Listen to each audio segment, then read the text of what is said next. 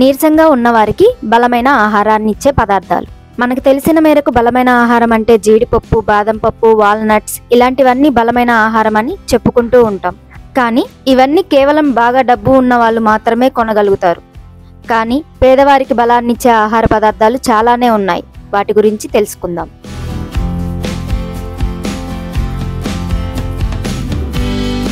పచ్చి కొబ్బరి.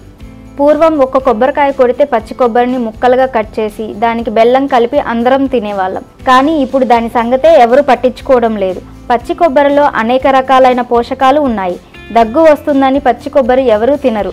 కానీ పచ్చి కొబ్బరి తినడం వల్ల శరీర ఆరోగ్యమే కాకుండా చర్మం, జుట్టు కూడా మెరుస్తుంది. ప్రతిరోజు చిన్న పచ్చి కొబ్బరి ముక్క తింటే చాలా మంచిది.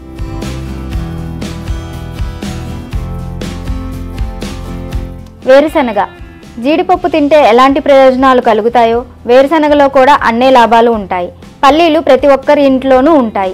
ప్రతిరోజు ఒక గుప్పెడు పల్లీలు తింటే శరీరానికి చాలా రకాల ప్రయోజనాలు అందుతాయి. రోగనిరోధక శక్తి కూడా పెరుగుతుంది. నీరసంగా ఉండేవారు వేయించిన వేరుశనగ తింటే మంచి ఫలితం ఉంటుంది.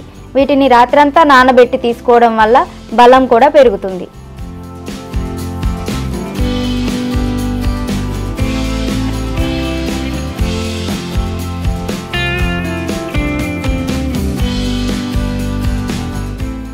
పుచ్చగింజల పప్పు కూడా బలమైన ఆహారంగా నిపుణులు చెబుతున్నారు. మాంసం, జీడిపప్పు వంటి వాటికంటే పుచ్చగింజల పప్పు చాలా బలమైన ఆహారం అని నిపుణులు వెల్లడించారు. వీటిని రాత్రంతా నానబెట్టి ఉదయాన్నే తింటే శరీరానికి మంచి ఎనర్జీ అందుతుంది.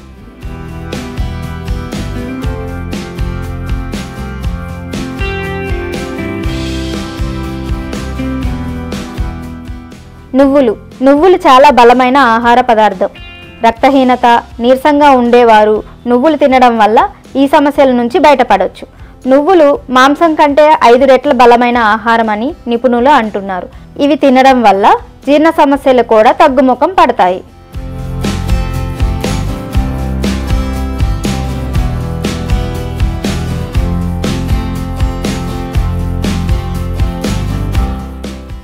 ఈ వీడియో కనుక మీకు నచ్చినట్లయితే please like, share, subscribe our YouTube channel.